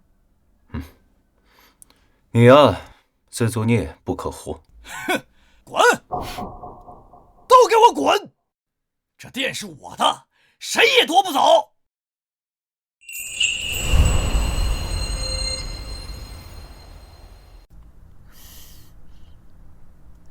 苏小姐，王先生，这里。苏小姐，王会长来了，坐。听说二位去找过徐生礼了？孟老板消息灵通，我确实想接手古圣斋。是500万，徐生礼可是给我出了个难题呀。这铺子位置不错，可就是名声不太好。苏小姐愿意出多少？600万，我帮你甩掉这个烫手山芋。苏小姐，客气了。若放在平时，这个价格我很乐意成交。但是如今，既然买家是苏小姐，800万1分都不能少。孟老板，你这是坐地起价了。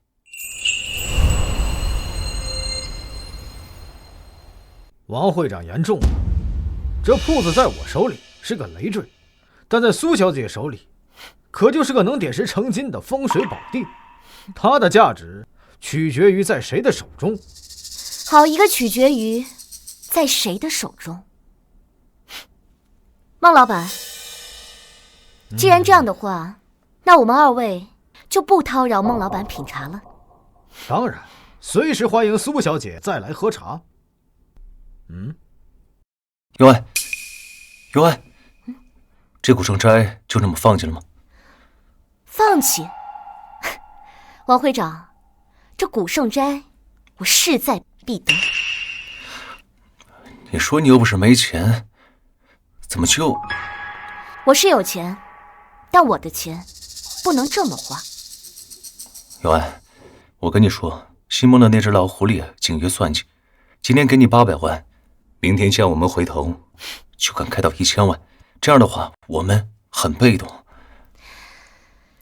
王会长，你信不信过几天孟德里那老狐狸就会亲自把这古圣斋送到我手上？什么？什么？这怎么可能？那您就瞧好吧。哎，尤安，尤安，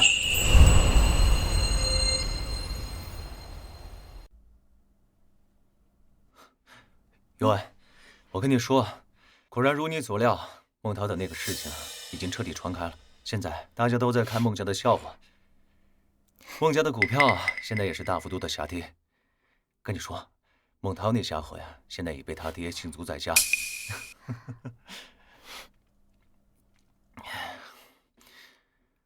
更妙的是，孟家打算举办一场孝道传承海外文物回流展，想试图挽回名誉。但是谁能想到呢？那幅压轴的慈母图昨天就突然不见了。要我说呀，孟德里这回真的是祸不单行。孝道传承的主题展，压轴的孝道之作丢失了，确实难办。难办什么呀？说到孝道文化传承，你手中不是也有乾隆的御制永宣花狮白玉茶瓶？我觉得就是最好的展品。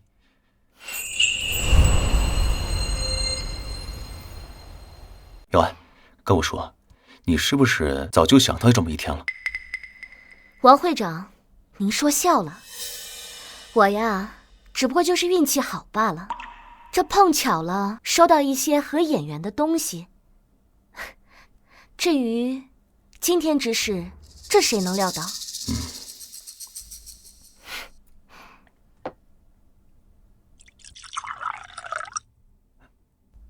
尤安，你这倒的第3杯茶是？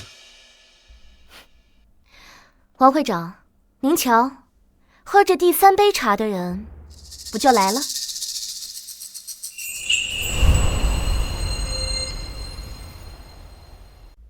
孟老板，我们这儿的茶比不上您那的龙井，尝尝。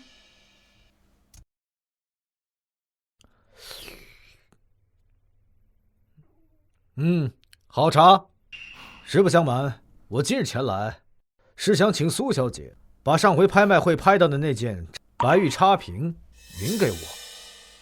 小事儿，只是……孟老板，您怎么突然对这些小玩意儿感兴趣了？啊，苏小姐，我们孟家国外文物回流展的事情，你应该知道吧？慈母图流落，如今苏小姐手上这件白玉插瓶是最合适的替代品。只是……这插瓶我也甚是喜欢，怕是……啊，价格方面，苏小姐尽管开口。孟老板误会了，钱财乃身外之物，有些缘分强求不得。苏小姐说的是，那依你之见，这缘分该如何才能续上？这第一件事，当然是古圣斋的事情。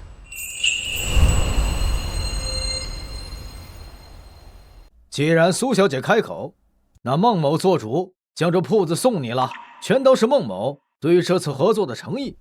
孟老板大气，那我就却之不恭了。至于这第二件事，当然是孟少爷的这200万支票。孟老板，为了我们以后的合作，之前的事情我可以不再追究，但是我希望孟少爷以后只专注自己的学业，不再为古玩行的事情而烦心。苏小姐说的是，孟涛最近确实浮躁，我已经安排他3日之后去英国留学，预计5年之内都不会回国。苏小姐大可放心。好，孟老板英明。至于这最后一件事，只是这白玉插瓶，你打算出多少？500万，我想这个价格再合适不过了。800万，一分不少。苏小姐，我没记错的话，你当时在拍卖会上是以320万的价格拍得的。孟老板，你也知道这古玩行的规矩，一件东西它价值多少，取决于在谁的手上。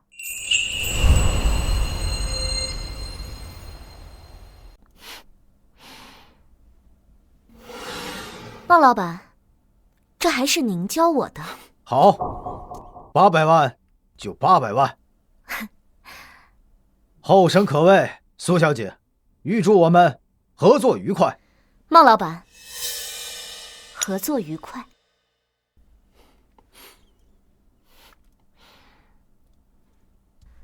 刘师傅，到时候你把这一片全部都打通，设为主展厅，这个主墙留着，后面是一个茶室，到时候用来招待宾客。行，苏小姐，都包在我身上，我现在就去召集人手。哎呀，这格局开阔气派。姚安，你说这主墙不打通，莫非是有什么讲究？王会长，我正要和您说这事儿。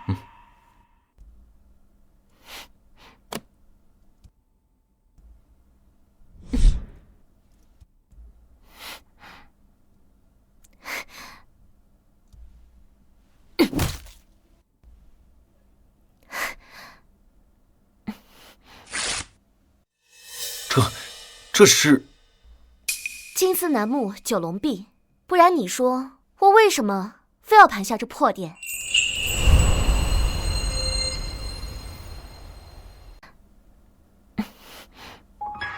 天啊，这学生里竟然捧着一座金山哭穷。有了这金丝楠木九龙壁，顾城斋何愁不兴？是啊，既然他不要，那自然就是我的镇店之宝了。苏有安，给我滚出来！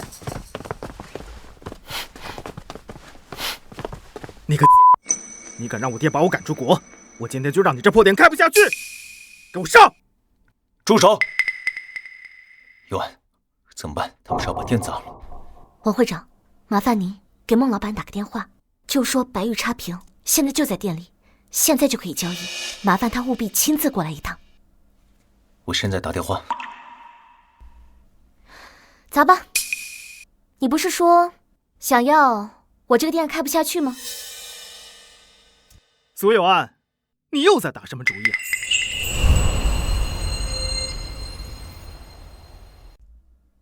苏有安，你又在打什么主意啊？孟少爷，我能打什么主意啊？我一个堂堂的小老百姓，怎么敢得罪您这个闪耀珠宝行的少东家呢？苏有安，你又在这儿装什么做样的啊？论装模作样，那我还是比不上孟少爷。这要是别人听说了闪耀珠宝行推出来的赌石天才孟涛孟少爷，在赌石店里面开出一片贴皮率的话，你说？苏有安，你是不是以为我不敢打你啊？行啊，那你打呀，我倒要看看你有多大的能耐。你逆子！爹，就是这个人。闭嘴！让你在家反省，你敢跑这里撒野？非要把我们孟家百年基业毁了才甘心吗？还愣着干什么？把他给我绑回家去！没有我的命令，不准出门。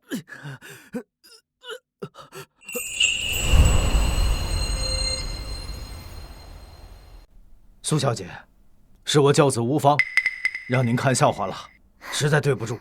对于这一切损失，我们孟家愿意双倍赔偿。孟老板，您这是哪里的话？这最重要的是白玉插瓶，都已经准备好了，里面请。好，苏小姐，请。尤安，看他刚才那眼神，这金丝楠木九龙壁恐怕……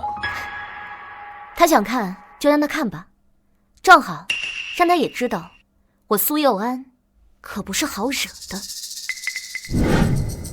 哎，老程，我就跟你说吧，佑安这丫头不简单，了不得。那还用你说？老王，她第一次来我店里赌石的时候，我就觉得这姑娘非池中之物啊！哟，当时我跟你说，佑安这姑娘眼力不一般，你还不信？怎么现在就开始马后炮了？你放屁！我明明一开始就说这个姑娘眼力不错，那天我明明……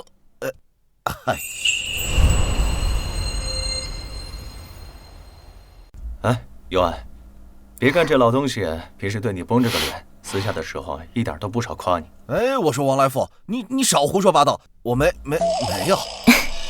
哟，杨老，杨老，什么事啊？这么开心，跟我也说说，让我也热闹热闹。杨老，您可算来了。你这鬼丫头的开业典礼，我怎么能不来呀？听说你从我那儿一走，就让那古玩协会的人刁难了，你这丫头也不来找我。杨老，我那不是已经解决了吗？好，看看我给你带了什么礼物。这是我年轻时用的一方田黄石印章，今日赠与你，望你永葆初心。感谢杨老，佑安一定铭记于心。看这个来的到底是何方神圣？没看到那是闪耀珠宝行的孟老板吗？没想到连孟老板都过来捧场了。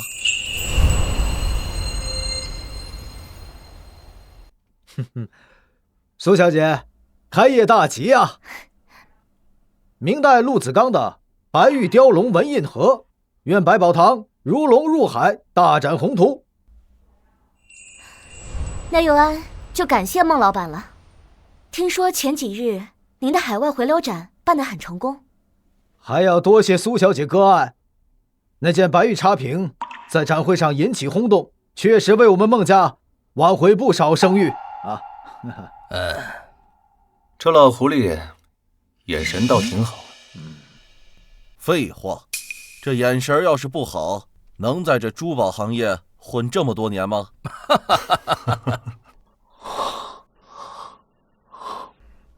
今天本店开业，感谢各位同行以及前辈的认可。今天开业，我准备了一个镇店之宝，想与大家共赏。这件宝贝，我还要感谢我的前老板徐生礼，要不是他把整个古圣斋抵押出去，我也不可能得到此宝。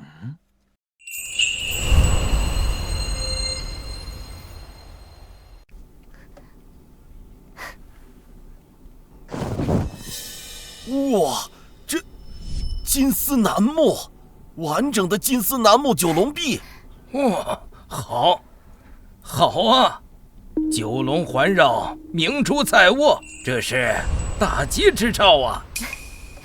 苏小姐出手，果然非同凡响。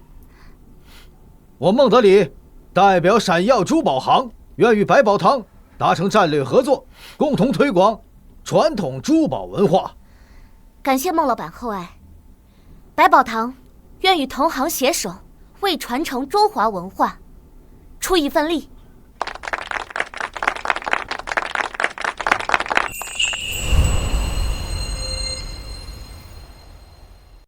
哎，我说你这老东西倒是会找机会啊。这互惠互利才是生意之道。这说起来，老王，你不是给佑安准备了一份厚礼吗？怎么还藏着掖着呀？这厚礼嘛，自然是要压轴的。佑安，快过来，王会长有东西要给你。什么东西啊？打开看看吧。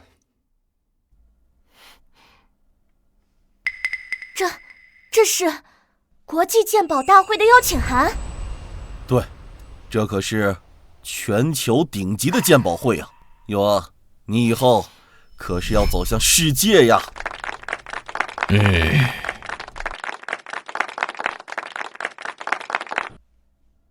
妈，您看见了吗？您女儿苏佑安的名字已经响彻整个鉴宝界了。